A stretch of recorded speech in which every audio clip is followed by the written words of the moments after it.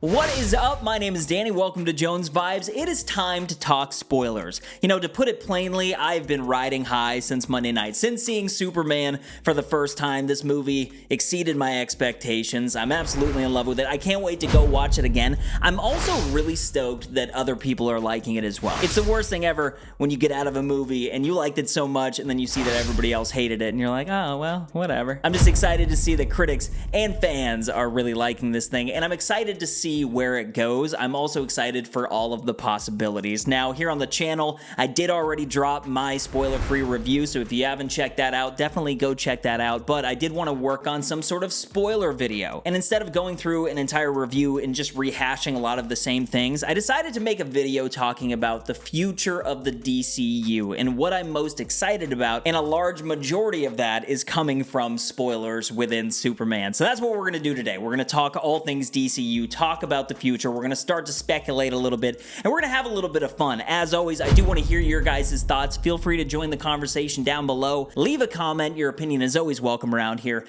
And let's dive into Superman and the DCU.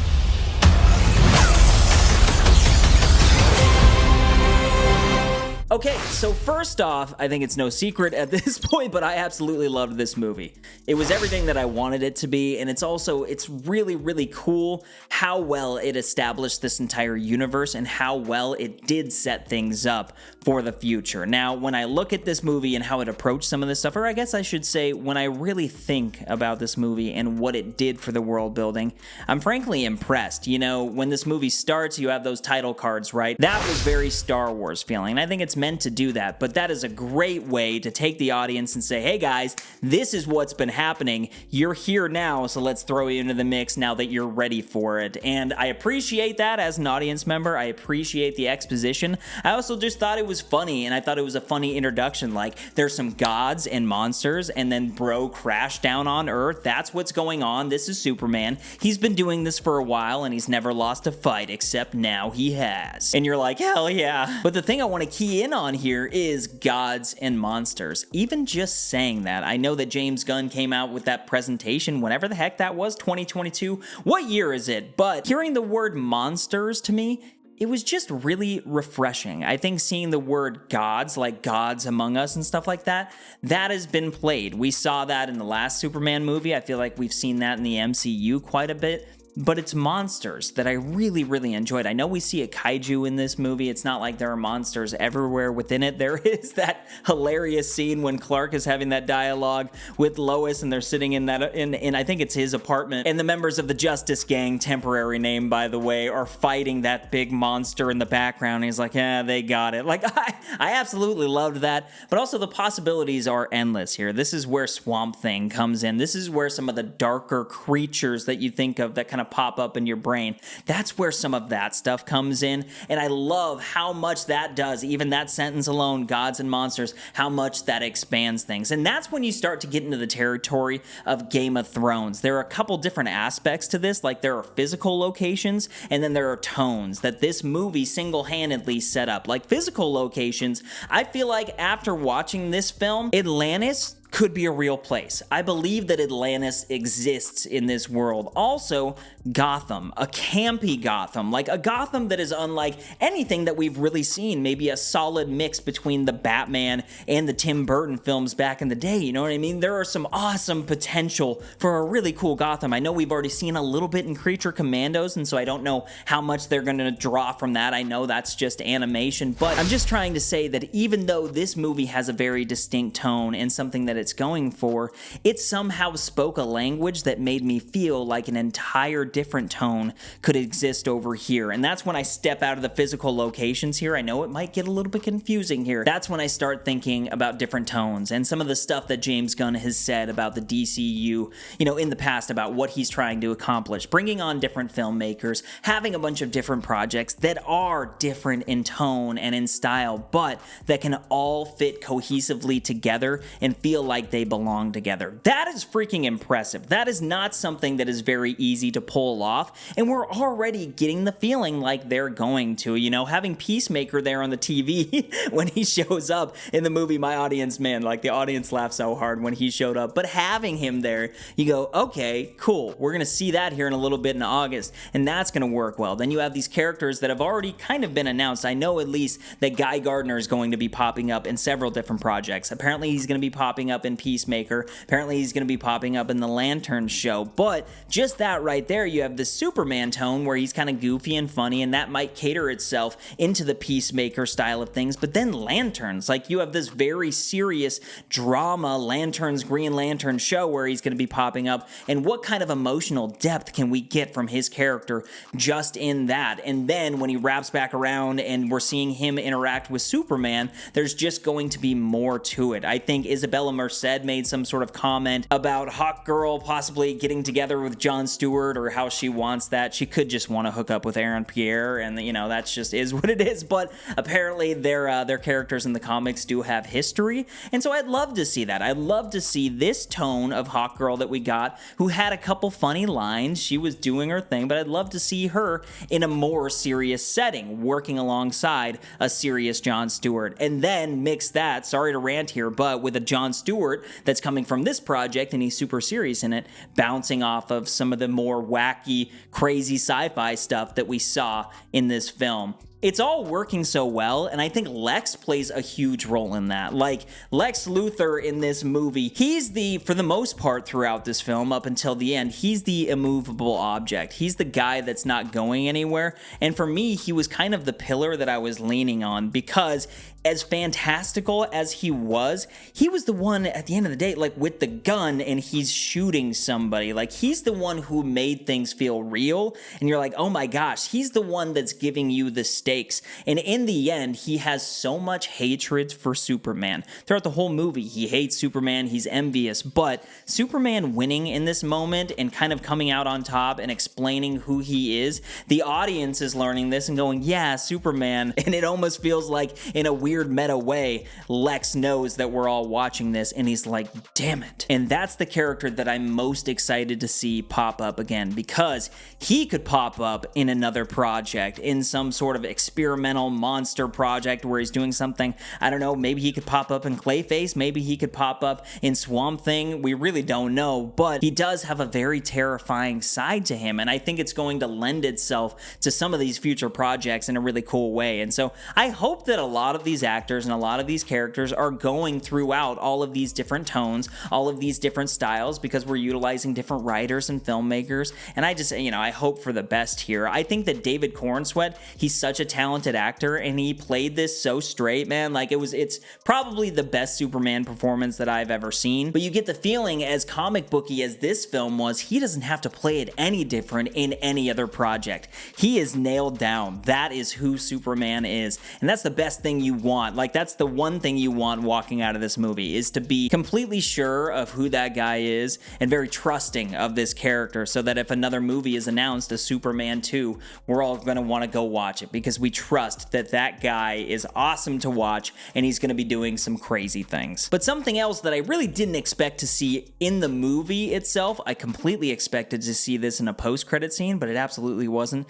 Freaking Supergirl. We meet Kara, although briefly, at the end of this movie, and the way that they tied that in was so brilliant. Like, you have Krypto, the best dog in the world, the highlight of the freaking film for me, but you have Krypto, who is just a pain in the ass to Superman the entire time. Clark is just like, what the hell, gosh, this dog, but I have to take care of it. Why do you have to take care of it? Because it's my cousin's dog. And really, I only saw season 1 of House of the Dragon, and so I don't really know Millie Alcock that well. I don't really know her as a performer. She was pretty good in that, but gosh, the like 2 minutes that we got of her in this, even a minute and a half that we got of her in this, I was sold, man. Like, I am all the way sold on whatever the hell that story is going to be. I would imagine it's going to be more cosmic. A lot of you out there have probably read Supergirl, Woman of Tomorrow, and apparently this story is based heavily on that. Like, they're taking a lot of the elements from that. Should we start a book club around here? Should we just start a book club and we should just read that together? Not like together in like a weird classroom setting, but like maybe we do like a suburban,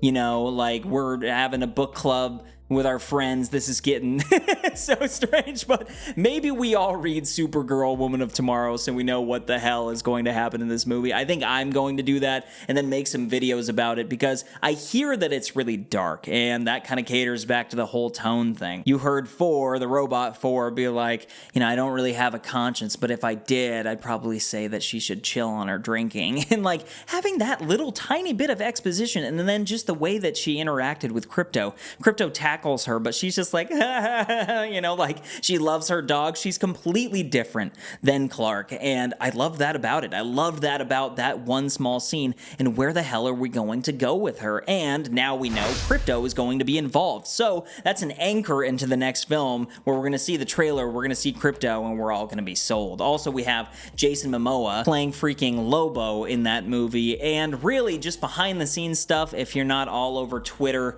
and all over the internet with all of this DCU stuff, apparently James Gunn, this is the script that he's the most in love with, that he's been the most in love with since day one. Lanterns and all of these other things, he wrote Peacemaker, so obviously there's that, but this is the story, this Supergirl story. Apparently it has a really great script, so I'm so excited for that now. Again, I didn't expect to see her show up in the movie. I thought it was going to be a post-credit scene, and so it was a little bit jarring, and it was just like, oh, okay, Supergirl, that's Supergirl, that's the Supergirl that we're going to be watching. So I'm just very intrigued by all of this. I'd love to hear your guys' thoughts on this, specifically this Supergirl thing. Like, if you've read Supergirl, Woman of Tomorrow, I'd love to freaking hear your thoughts, so leave me a comment down below, because there's a lot to explore there. But the next thing I do want to talk about, we talked about it a little bit earlier, is Lanterns, because this is the project that I'm personally probably the most excited about, because it's been described as, or considered similar to, True Detective Season 1, and True Detective Season 1 is one of the best seasons of television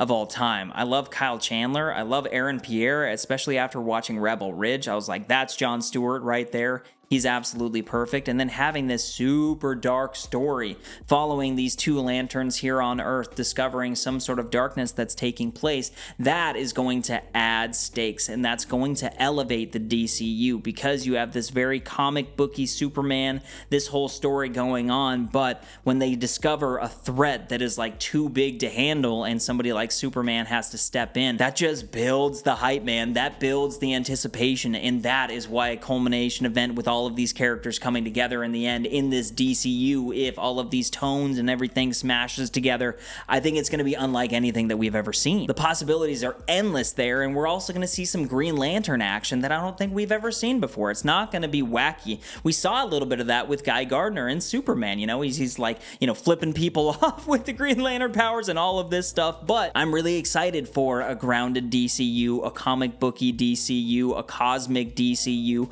a monster terrifying DCU. There's so many layers to the sandbox that James Gunn is playing in now, and since he decided to write and direct this first movie, we see now that he just gets it. He understands what needs to be done. He's also been around with this. He was involved with the MCU for a long time. Like, he knows how these things work, and I trust him to properly build a lot of this stuff. And so that's exciting. As for like Easter eggs and things like that within Superman, I didn't catch too many things. Like, I don't know if any of you saw Gotham on the television or something like that. I would love to hear that. If there's anything small that you caught, please leave it down in the comments. I'd like to see that. I didn't catch a lot of it. I was so hyped up, guys, and so like my vision was almost blurry, dude. I was watching this movie and I was just like, I was so immersed by it, but I was also shocked by how good it was, because I had pretty high expectations. I was trying to remain as objective as possible, but it just kept getting better and better and better up until the end, and that's why I want to go see it again, just to see if I can pick out some of these little Easter eggs and things like that. But I do hope that for a Superman 2,